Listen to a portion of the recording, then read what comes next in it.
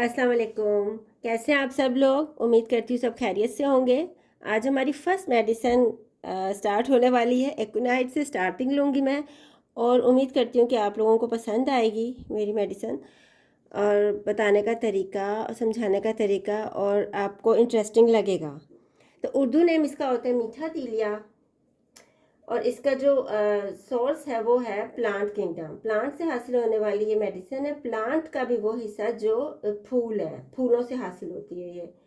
तो इसका जो प्लांट होता है काफ़ी लंबा होता है, खूबसूरत होता है और इसका जो फूलों का रंग होता है वो पर्पल होता है। पिंकिश पर्पल भी होते हैं और ब्लूइश पर्पल भी होते हैं और बहुत खूबसूरत इसके फूल होते हैं, बड़े बड़े। अगर आप देखें तो मेरे पास पिक्चर नहीं थी, वरना मैं आप लोगों के साथ शेयर कर वो भी मैं आपको दिखाती फ़ोटो। लेकिन अगर आप एकोनाइट गूगल वगैरह में या यूट्यूब में लिखेंगे तो आपको इसके फ्लावर्स आराम से पता चल जाएंगे कि कैसे होते हैं। बहुत ही खूबसूरत होते हैं, पहाड़ी इलाकों में पाए जाते हैं। पहाड़ी इलाके भी वो जो जहाँ ठंडी जो हवाएं हों, ठंडे मकामात में पाया जाने वाला ये पौधा है। और ये भी जहर है, मतलब मीठा तीलिया मतलब मीठा जहर। इसका अगर जूस पिया जाए, पत्तों का, टहनियों का या फूलों का जूस पिया जाए तो ये क्रूड फॉर्म में अगर इसका जूस पिया जाए तो ये काफ़ी ख़तरनाक है। अब आ जाते हैं इसके कैरेक्टरिस्टिक्स की तरफ कि इसकी सिम्टम्स क्या है। तो सिम्टम्स जो इसकी हैं सबसे ज़्यादा इसमें जो है पाया जाता है जिसे हम कहेंगे अचानकपन। तो हम इधर इस तरह से कर लेते हैं, थोड़ा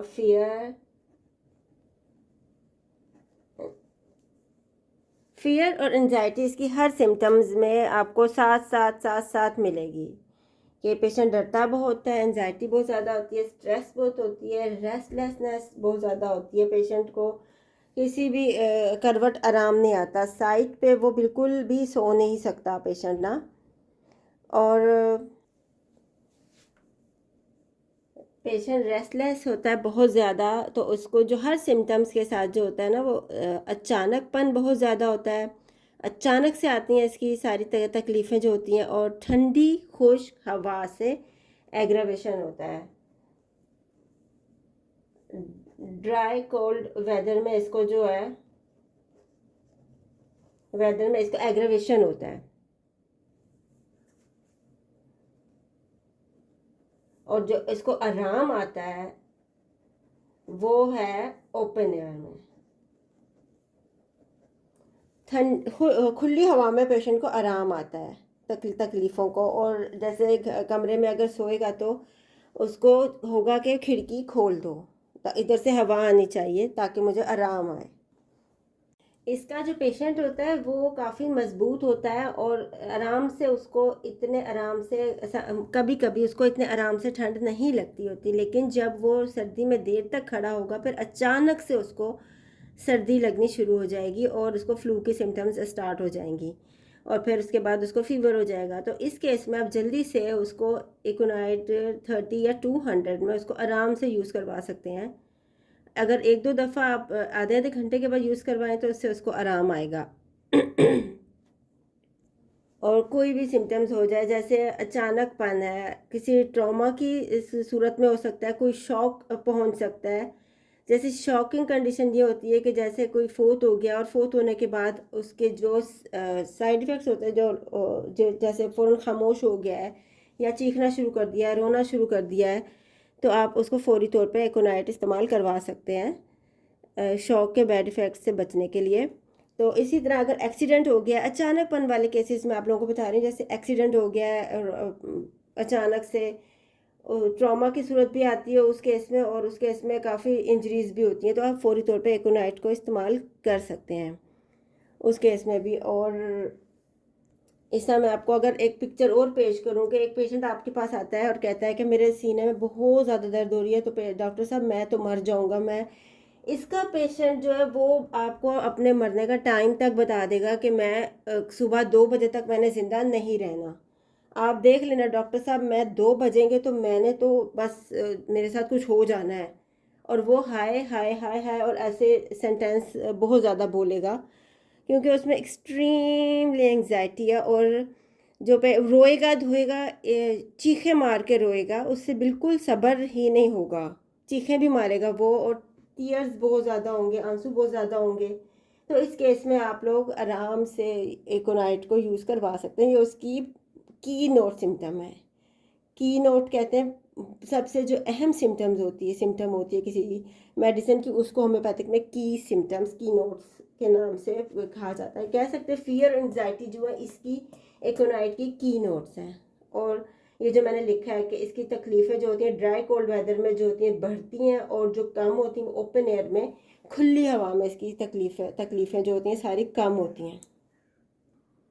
अब जो इसकी प्यास है, प्यास इसकी कैसी होती है? प्यास इसकी बहुत ज़्यादा जलाने वाली होती है, मतलब इतनी उसका जलन हो रही है मुंह में कि उसकी जो प्यास है वो बर्निंग थर्स्ट इसको कहते हैं। इसकी प्यास को कहते हैं बर्निंग थर्स्ट। Burning thirst. और पानी पेशेंट जितना मर्जी पानी पिएगा उसकी प्यास नहीं बुझती। का इसकी जो आर्सेनिक की प्यास होती है, आर्सेनिक का जो पेशेंट होता है वो पानी को घूंट घूंट करके पीता है, घूंट घूंट करके ना। और एक मेडिसिन होती है ब्रायोनिया, उसका पेशेंट जो होता है जग को मुंह लगा के पानी पीता है। तो उनके मुकाबले में जो एकोनाइट की जो प्यास है वो है बर्निंग थर्स्ट। इसकी प्यास नहीं बुझती, ख़त्म ही नहीं होती इसकी प्यास। और जो इसका पसीना है, पसीना इसका जो है वो जैसे बेलाडोना का पसीना जो होता है वो बंद जगह में आता है, और इसका जो पसीना एकोनाइट का पसीना जो है ना वो खुली जगह में आता है, जिसके ऊपर कपड़ा नहीं होता, कपड़ा नहीं होता वहाँ इसको पसीना आता है। और जब इसकी सिम्टम्स स्टार्ट होती हैं तो इसका जो फेस होता है वो रेड हो जाता है, बिल्कुल रेड हो जाएगा इसका फेस। और इस जो इसका जो पेशेंट होता है वो रेड होने के बावजूद जैसे ही वो खड़ा होगा उस जगह से जाने के लिए जहाँ उसे एंजाइटी फील हो रही है, वहाँ से जैसे ही वो खड़ा होगा तो उसका जो कलर होगा फेस का वो येलो हो जाएगा, पेल हो जाएगा बिल्कुल ना। तो ये भी इसकी एक सिम्टम है जिसे आप कह सकते हैं की सिम्टम है एकोनाइट की, कि इसका पेशेंट में इतनी एंजाइटी होती है कि वो उसका जो कलर होता है और उसका जो सर्कुलेशन होती है ना ब्लड की, वो चली जाती है सर की तरफ, सारी की सारी सर की तरफ, एंजाइटी की वजह से, डर से। और हेड और जो दिल होता है उसकी तरफ इसकी सारी जो सर्कुलेशन है वो चली जाती है। और इसी वजह से कहते हैं कि एकोनाइट के पेशेंट को जब एंजाइटी का अटैक होता है तो उसको डेथ के चांसेस होते हैं, क्योंकि वो मर भी सकता है। और मर भी सकता है क्योंकि उसका जो सर्कुलेशन का सारा है वो दिल की तरफ है, तो हार्ट अटैक्स के चांसेस ज़्यादा होते हैं क्योंकि एंजाइटी उसके कंट्रोल में नहीं है, और हार्ट अटैक्स के चांसेस होते हैं। इसलिए हम कहते हैं कि फलाने बंदे को तो कभी दिल का कोई मसला भी नहीं था, कभी कोई दिल का वो नहीं था, लेकिन वो फिर भी वो फोत हो गया है। तो एकोनाइट का वो पेशेंट कह सकते हैं कि एकोनाइट का पेशेंट हो सकता है कि वो हो, क्योंकि इसकी एंजाइटी किधर तक जाएगी, कहाँ तक जाएगी, उसका हम लोग अंदाज़ा नहीं, मतलब हम वो इमेजिन कर सकते हैं, वो कर सकते हैं, लेकिन मौत तक ले जाती है इसकी जो एंजाइटी होती है ना। क्योंकि पेशेंट कहेगा मेरे सीने में बहुत ज़्यादा दर्द शुरू हो गया है, कभी कहेगा मेरे सिर में दर्द शुरू हो गया है अचानक से ना।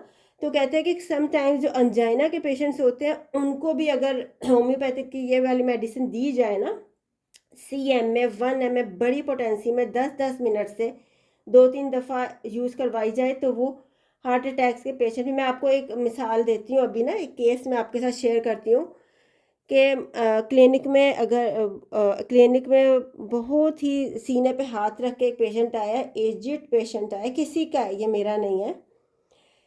तो वो उसके जो डॉक्टर है उसने फौरी तौर पर उसकी सिम्टम्स, क्योंकि एक जो मैंने आपको सारी बताई हैं अभी वो एंजाइटी की सिम्टम्स, वो उनके साथ आया पेशेंट ना, सीने पे हाथ रख के। वो कह रहे थे कि काफ़ी वो हेल्पिंग और काफ़ी अच्छा वो बंदा, दीन की बातें करने वाला बंदा। हम कहते हैं ना दीन की बातें करो तो वो एंजाइटी वगैरह से इंसान बच सकता है, लेकिन किसी किसी केस में वो भी साथ नहीं देती, मतलब कि इंसान के इतना अनकंट्रोल होता है, इतना बेबस होता है इंसान, हेल्पलेस होता है कि वो नहीं उसकी मदद करती।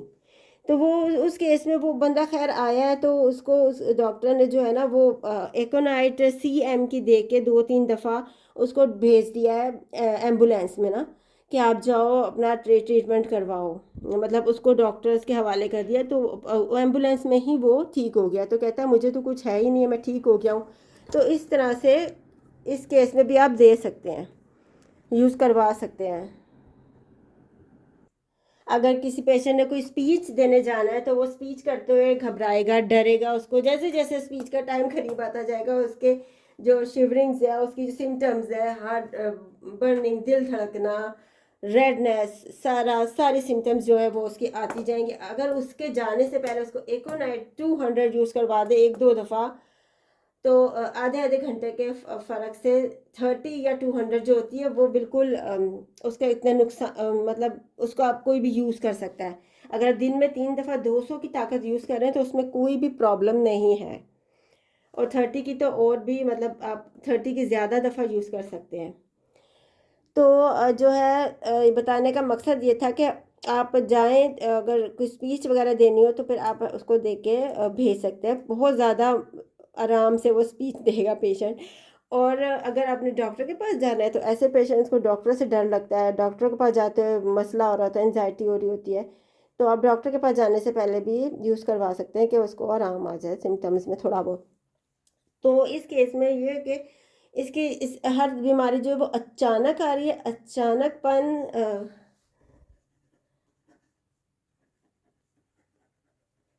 सडन ऑनसेट इसमें है। हर हर हर चीज़ में सडन ऑनसेट है, अचानकपन है। और जो और मैं जो ज़रूरी बात है वो आपको सिम्टम्स और भी इसके साथ शेयर करती हूँ, अभी बताती जाती हूँ। एक्यूनाइट के दर्द कैसे होते हैं? दर्द जहाँ हो रही है वहाँ धड़कन का एहसास होगा, मतलब धड़कन जैसी दर्द होंगी, जैसे धड़क रहा है कुछ ना।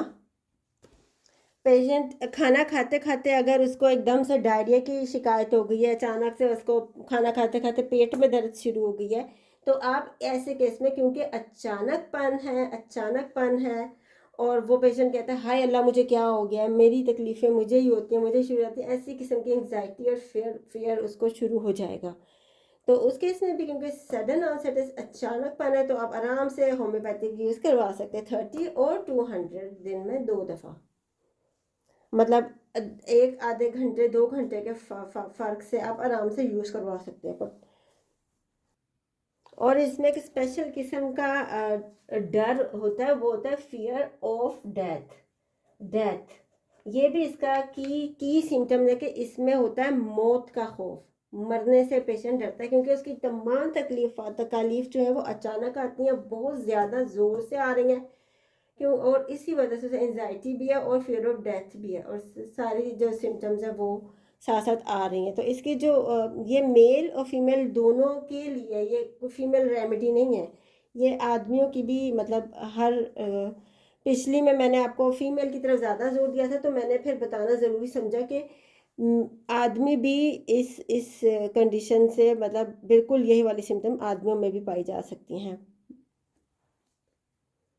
मैंने अब सब कुछ तो नहीं मैं लिख सकी, क्योंकि जो ज़रूरी था, और इतने से सफ़े में मैं जिस तरह तेज़ तेज़ बोलती हूँ तो मैं जल्दी जल्दी लिख नहीं सक रही हूँ। तो इसकी जो पोटेंसीज़ है उसके बारे में मैं थोड़ा सा आपको बता देती हूँ कि जो इसकी पोटेंसीज़ है वो आप 30 से 200 तक यूज़ करवा सकते हैं इन केस ऑफ फ्लू। और जो छोटे छोटे अगर आपका कोई ऑर्गन इन्वॉल्व है, जैसे किडनी हार्ट और या सम, तो उस केस में आप थोड़ी सी पोटेंसी को हाई करेंगे और जल्दी जल्दी से देंगे। तो 30 और 200 जो है इसका कोई भी साइड इफ़ेक्ट्स नहीं है। इसको आप दिन में 2 दफ़ा या 3 दफ़ा आराम से यूज़ करवा सकते हैं, 2-2 घंटे के हिसाब से। तो इससे यकीनन आप लोगों को बहुत ज़्यादा आराम आएगा। तो यहाँ पे एकोनाइट ख़त्म नहीं होती, ये मैंने आपको की नोट सिम्टम्स बताई हैं।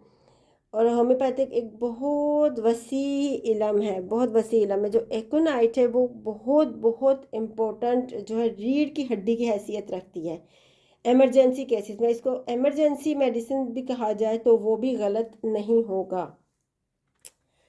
तो जी हम अपना ख़त्म करते हैं प्रोग्राम। इंशाल्लाह ताला आपको अच्छा लगा होगा, समझ आई होगी मेरी मेडिसिन की। तो नेक्स्ट के तक अल्लाह हाफिज़, अपना ख्याल रखें। अस्सलाम वालेकुम वरहमतुल्लाहि वबरकातुहू।